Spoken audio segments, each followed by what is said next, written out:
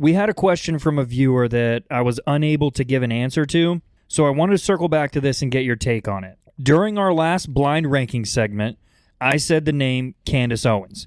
You mentioned before and during that blind ranking that she said some anti-Semitic things. I do know that her and Ben Shapiro had a little spat and that she left the Daily Wire. I've personally always been a fan of Candace Owens, but I'll admit I don't listen to her full show much anymore. I typically only see clips from her now, and I don't know much about the falling out with Shapiro. I know she wasn't a fan of some Israeli tactics and some of Netanyahu's methods, but what exactly did she do? Explain the anti-Semitic stuff to us. Yeah, it kind of started in November 2022 after Kanye West had some very offensive tweets towards Jewish people, and Candace Owens kind of defended that. Then you add in 2023, she had some questions over Nazi medical experiments and kind of labeled them as absurd when it was well known that Nazi doctors were performing horrendous medical experiments against Jewish people. She was saying that the claims that Nazi doctors were doing these crazy experiments wasn't true? Sort of. She was saying the stories were absurd and that they were probably exaggerated. Let's discuss those two before we move on to anything else, though. Let's start with Kanye West. Kanye West is off the rails. He has been for a while. I don't think you would disagree with that. He's repeatedly said unhinged things, occasionally apologizes, and then comes back and says the same thing. He said things like he loves Adolf Hitler and he loved the Nazis. He claimed in an interview with Alex Jones that the Jewish media misrepresents Nazis and Hitler. He said, quote, "I see good things about Hitler," end quote. He denies that the Nazi regime killed something like 6 million Jews. He compares lost business deals to the Holocaust, and for good measure, when pressed, he reaffirmed that he liked Hitler. I struggle to see any reasonable defense for some of the things he said. I think some people have said you could defend him on the fact that he clearly wasn't there mentally and that he needs help, but you can't defend the things he said in that case. But Candace Owens has defended him and said he's okay in that. So what was Candace Owens' defense of Kanye and the statements that he made? She never gave a massive defense of what he said. She just kind of said it was all overblown. I struggle to understand how saying Hitler did good things and you like Hitler is something that can be overblown. Hitler was one of the worst people in the history of humankind. How is liking someone like that a good thing? Yeah, I mean, I would agree with that. And there have been other incidences with Candace Owens. She invoked the 1913 case of Leo Frank to promote an anti-Semitic blood libel conspiracy theory. She, without really any evidence or credible backing, said that Frank's family believed in pedophilia and incest as a sacramental right. Now, that's a pretty remarkable statement, especially when you look at the facts of that case. In 1915, Georgia's governor commuted Frank's death sentence to life in prison, stating that the decision was based on his belief that Frank's conviction was unjust and the defense's argument was correct. And in 1984, Leo Frank received a pardon from the state of Georgia and acknowledgement that there was a lot of injustice in his conviction. Many believe that this was wildly unreliable accomplice testimony and that his accomplice was the murderer. There was no credible physical evidence that Leo Frank was the murderer. I respect Candace in the fact that she will ask questions. She will come up with theories that are a little out there. She has claimed that Jewish people use the Holocaust as a shield and that these are the people who control a lot of Congress or Hollywood. I'm a little curious on how she does math. There's something like 16 million Jews in the world and a population of 8 billion people. How many people do you genuinely believe are controlled by the Jews? So that was going to be my question, is if she's saying that the same people who control Hollywood control Congress, how many people exactly are Jewish that are in or that are high up in Hollywood or in Congress? Yeah, 0.2% of the entire global population is Jewish. I'm not going to sit here and slander Jewish people. They're very smart people. The country with the highest doctor to population ratio is Israel, because Jews are quite smart and they're very good at long-term planning. But there's more than 8 billion people in the world. How many of them can they possibly be controlling? So where do you think those remarks are actually coming from then? Like, where did she come up with that to make a statement like that? Well, this is purely opinion, and I am one who believes more than one thing can be true at a time. These comments came after Jeffrey Epstein's scandal happened, and I am one who believes Epstein was working for Mossad, Israel's intelligence agency. My theory on that is Epstein worked for the Israeli government with the hopes of getting intelligence from people in the U.S. Now, it's very difficult to get intelligence from top military officials, but if you can't get it from top military officials, who do you get it from? Well, CEOs and defense contractors of the biggest companies in the U.S. for the U.S. military are a good target. If you can get the CEO to go to Epstein Island and maybe diddle a kid or two, you've got him for life. I think that's why we don't hear more about Epstein, because the U.S. military knows that he worked for Mossad and he was relaying information. So you're saying that Jeffrey Epstein was connected with Mossad in Israel and that he was getting people to go to his island so that he could essentially get blackmail on them? Do you know what country spies on the U.S. the most? Israel. Yes. And I don't have any information to back up that claim that Epstein worked for Mossad, but we know Israel spies on the U.S. like crazy. So why does Israel spy on us so much if we're such great allies with them? We are great allies and they need us, but Israel is very good at long-term planning.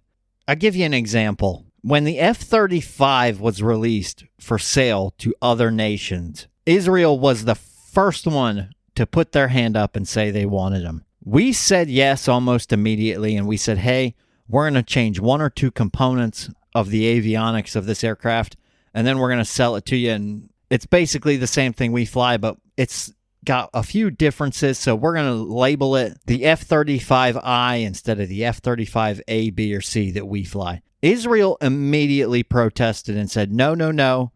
We want the same thing you have. Israel immediately began spying on Lockheed Martin, trying to steal the information to the avionics that we weren't going to give them.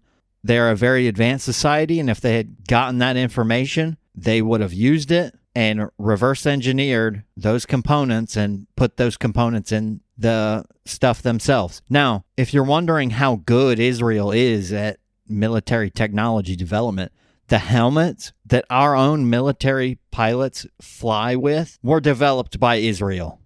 So, in my opinion, I'm not a huge fan of Israel spying on Lockheed Martin in order to get that information.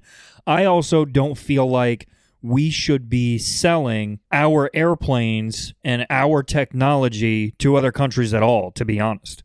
To me, it just doesn't seem right to send our technology to other places where it might be used against us. And I'm not saying that I think Israel would use the F-35 against us, but you never know if some other country is going to get their hands on that equipment from Israel.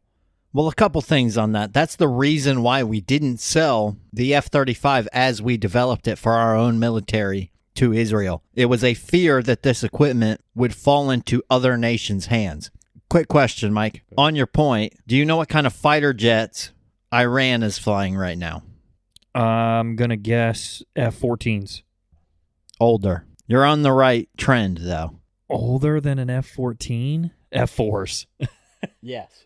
No way. Oh, my God. Yeah, they're flying F-4s. The F-4 Phantom we developed in the 50s and 60s, and we retired from our own military something like 25 or 30 years ago. There is always a fear that our military equipment will fall into other countries' hands, and there's a reason why we don't sell the F-22 Raptor to anybody. We don't want to have to fight that. Congress deemed the technology in the Raptor too good to be given to other nations. So do we do that with all of our fighter jets and all of that technology? Like if we're gonna sell it to somebody else, do we dumb it down a little bit or take some of the technology out of it before we give it away? Yes, on every piece of military equipment we give to any nation in the world, the actual frame of the equipment itself is the same, but the technology in it is dumbed down. We do it with F-15s that we sell to Saudi Arabia. You name the equipment, it has been weakened slightly so that if a foreign nation who's an adversary gets their hands on the equipment, they don't have access to everything we have. Okay, I mean, that makes sense. That makes me feel a little bit better about it. I still just don't like the idea of us giving any of our information, our equipment, our technology away to other people. How do you feel about selling things like F-16s today, given the fact that they are 50 years old at this point, and you have F-22s and F-35s, which are far more capable flying the skies, replacing those jets today? I wouldn't say that is as big of a deal with planes that's not the master of the skies, the master of our Air Force and our military anymore. Planes that I would consider obsolete compared to the technology we have now in the F-22 and the F-35. So I wouldn't say it's as big of a deal selling our older planes to these other countries. So, Mike, I had a question for you. Do you know how much money the U.S. government spends on military? If you ranked all of the countries in the world based on total expenditure on the military, how many countries below the U.S. would you have to add up to equal our expenditure on military? Let's say 4. Not a terrible guess. 7. But when you consider what the technology and what the capabilities of that equipment is, it's shocking. So bringing us back a little bit closer to the center with the Candace Owens thing, all the stuff we mentioned up to this point has happened between February of 2024 and November of 2022. So fast forward a month later from Candace Owens' comments on Israel using the Holocaust as a shield. A month later is when she split from the Daily Wire. Yeah, and there's still many questions about that. Ben Shapiro had said she left on her own, but I kind of don't buy that. And many others have said she was fired. She had said a lot of things about Israel that Ben Shapiro absolutely would not have agreed with. I absolutely could see it that Ben Shapiro fired her. Not long after she was fired from the Daily Wire, she was named Anti-Semite of the Year. She was also denied entry into Australia over her anti-Semitic rhetoric and the risk of possible violence. And that Anti-Semite of the Year thing came from a watchdog group, Stop Anti-Semitism, which makes me wonder who else is on that list. Who else are they looking at when they're considering this Anti-Semite of the Year thing? She was Anti-Semite of the Year in 2024, joining a list of people like Rashida Tlaib for 2023, Kanye West 2022, Ilhan Omar of 2019. Most of them are people who openly admit, in the case of Kanye, that they liked Hitler, or in the case of Rashida Tlaib or Ilhan Omar, are actively rooting for the destruction of Israel. Now, this year, she has kind of launched a series claiming she was targeted by global elite. Who the global elite are, I don't know.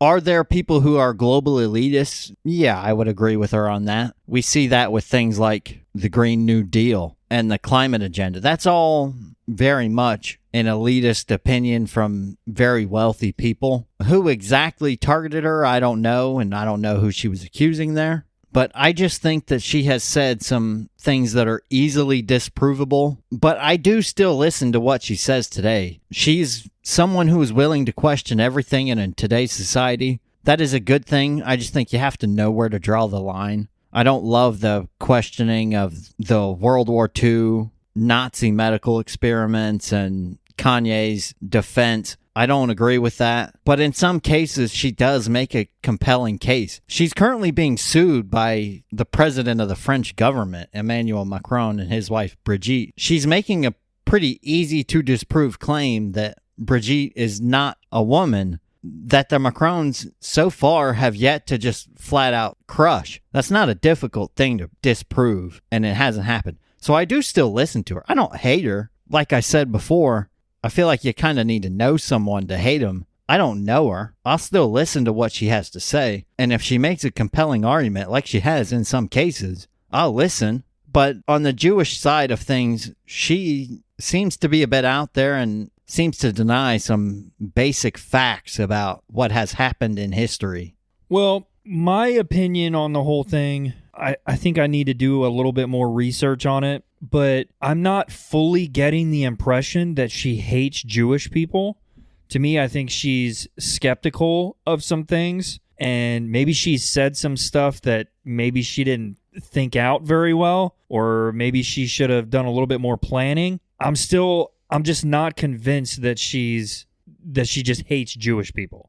I mentioned that she called some of the medical experiments that Nazis did on Jewish people absurd. Do you think that was the case? Well, so I think we need a little more context in what she meant. Like, was she calling the experiments absurd in a way that the experiments themselves were absurd, or was she saying that it's absurd to believe that these experiments were taking place? I'm getting the impression that she's not a big fan of Israel, but I'm still not convinced that it has anything to do with the Jewish religion and that she just hates Jewish people. It seems like she's more focused on the powerful people. Now, obviously, I can't explain everything, and I would have to do a lot more research into all this to fully form an opinion, but I'm just not 100% sold on it yet. Like I said before as well, I don't get a chance to listen to her as much as I used to. I used to be a huge fan of her. I watched her shows all the time. She's always been, well, for a while, she was one of my favorite political commentators. And I like the cut and dry, no BS, and the way that she talks to people. There's no skirting around the outside of stuff. Like, she goes right after the truth.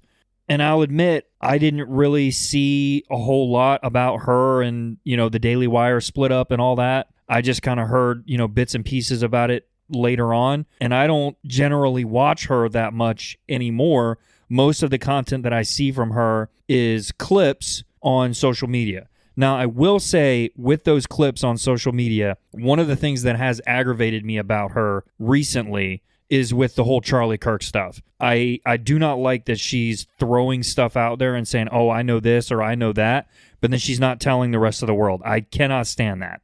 Well, I brought up the World War II stuff because she flat out said that some of the stories were absurd on the Nazi experiments of innocent people. She questioned some of it. I just pulled a quote. She said, quote, "They just cut a human up and sewed them back together. Why would you do that? Literally, even if you're the most evil person in the world, that's a tremendous waste of time and supplies." Michael, some of the things that it is now known that Nazi doctors did to Jewish people just because they could and they were experimenting are absolutely horrendous. I'm going to say some of these full well knowing you may have to cut them from this recording. Have you ever heard the name Joseph Mengele? He was nicknamed the Angel of Death. He was the lead scientist in the Nazi Party. Some of his experiments included unnecessary blood transfusions, very painful examinations, and completely unnecessary amputations. He had a bizarre fixation on twins, and he loved to perform experiments on twins where he would put them through tremendous pain, and once one of them died, he would murder the other one so that he could do an autopsy on both to see why one died and one hadn't. In one case, Candace Owens said they cut people up and sewed them together. No, in one case, it's well known. Joseph Mengele took two different human beings and sewed them together back to back to see how it would go. I don't mean he had conjoined twins and he tried to sew them back together. He took separate twins and tried to join them. They died after a couple days of suffering from gangrene. This isn't hypothetical. These are well-known, documented cases. The Nazis had killing centers. She claimed that all of this was bizarre and it was propaganda, but that's not one-off type behavior. It wasn't one rogue doctor doing these experiments. Throughout most of the Nazi regime, there were experiments being done on everything from putting prisoners through hypothermia or freezing conditions. They were doing high-altitude experiments with individuals with the hopes that it would help their pilots. They were doing mass sterilization treatments to find ways to sterilize millions and millions of people, cheap, fast, and effectively. Add in the fact that they did things like bone and muscle graft testing. They would do poison experiments on people. These aren't things that are debatable. They happened. There's a reason why at the end of World War II, when the Nazis were being closed in on, they put bombs in almost everything they had and they blew their own stuff up. So do you think it's plausible, though, that maybe she misspoke or she didn't have all that information or maybe some other, general factor of things? I still am not sold that on exactly what her quote was. Is there some specific thing that we can point to? Because at no point have I heard where she said that any of that stuff was okay. Just the quote alone that is absurd. I mean, because I would agree, those things are absurd. That doesn't mean that I'm denying that they happened. I'm just saying it's absurd that someone would do those things. The way she said it, it makes me think she meant that the possibility of those happening is absurd. She absolutely questioned whether or not it happened. Look, I don't believe she's evil, if that's kind of what people at home are going to think. I don't have a problem with you questioning whether or not some terrible things happened. My issue is that we know these things happened. This was 1945 or earlier in a lot of these cases.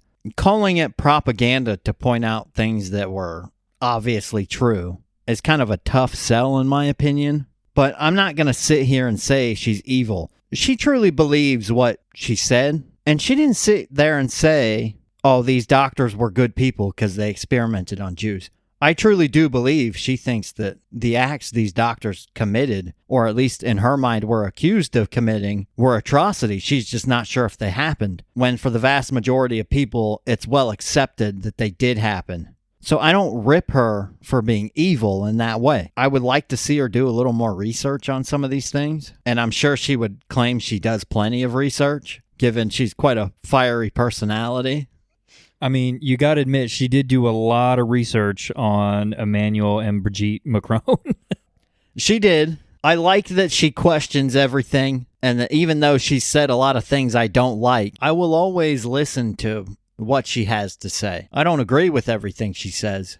I saw Steven Crowder posted a video to his YouTube channel where in the video he called her an evil C word. I don't know that I would go that far. I like Crowder a little more than her. I think he's a little more rational. But overall, I do stand by where I put her in that ranking. I do think she was number 5. That's fair. I'm still on the fence about, the whole anti-Semitism thing. I'm not sold that she hates Jewish people. I will admit, like I said, I do need to listen to her a little bit more. I have kind of gotten away from listening to her, and that's because I mostly listen to Ben Shapiro, a little bit of Steven Crowder, and then obviously, the news, Fox News, Newsmax, whatever else just kind of pops up on social media. So all news that generally leans right. Yes. Do you watch or listen or read any news that comes from the left? I do not watch any news that comes from the left, but I frequently am on CNN's website. Anytime I see a story from them or any left-leaning site, I will click on the link and go to it and read it from the left's side. I've spent a lot of time over the last couple years trying to get into better habits on that, and I feel like I have. I don't watch a ton of news. I do most of it online reading. Anytime I find a story on Fox News, I want to find the same story on CNN and kind of compare and contrast what they say. What's the right say versus what's the left say? There are definitely differences. So I feel like I've gotten closer to the truth. On Candace Owens, she's kind of seen as anti-Semitic by both sides, which isn't great. She does have a strong base, which is good for her, helps keep her platforms going. She should not be deplatformed. You should be able to say anything you want. I just threw out a conspiracy not long ago about Jeffrey Epstein. We shouldn't be deplatformed for that. That's kind of what she just did and what she's done in the past. So she should not be deplatformed. I just don't agree with a lot of what she said. Yeah, I kind of take the same approach. If I see a story online from CNN, I'll click on it, I'll go to the link, I will read the story, and then a lot of times I'll go find that story on, another site just to see how it compares. But I see what you're saying. There's a lot of stuff that I think you can make the argument for Candace Owens that she's not a Jew hater. But there are also things where it's like, how do I defend that? But I think you can say that for a lot of people. A lot of people have made comments that you're like, man, how am I supposed to help you out here? Like, help me help you. I think that's fair, but when you factor in there's been repeated instances of negative comments towards one particular group without really any apology for saying something, I understand people say things they don't mean. I'm sure at some point in this podcast history, and it probably won't take long, one of us is going to say something kind of dumb and realize after we filmed it that it was dumb. Do you apologize for it, or do you just pretend you didn't say it? Or do you say, yeah, I was right in that instance? I think you could make the argument, though, that happens for Democrats and Republicans. To be completely honest, Republicans and Democrats say dumb stuff into a microphone all the time, and then they double down on it later. We're seeing during this government shutdown, how many times have the Democrats said that it's not okay to shut the government down, and they've blamed Republicans for it in the past, but now they're the ones leading the charge in this government shutdown. Well, yeah, I agree with you. Stupidity and evil and all these things that some people are accused of, it's not based on what race or sex or religion or any of that stuff. It's a human thing. Humans of all different makes, origins, religions, beliefs do these bad things. I don't believe most people are evil, and I've heard it said many times, when something can be attributed to either evil or incompetence, it's almost always incompetence. Yeah, it just makes me think of all the times over the last several years that Democrats have called Republicans Nazis or this, that, and the other, or Republicans have called Democrats communists or this, that, and the other. But does that mean that we hate each other, truly?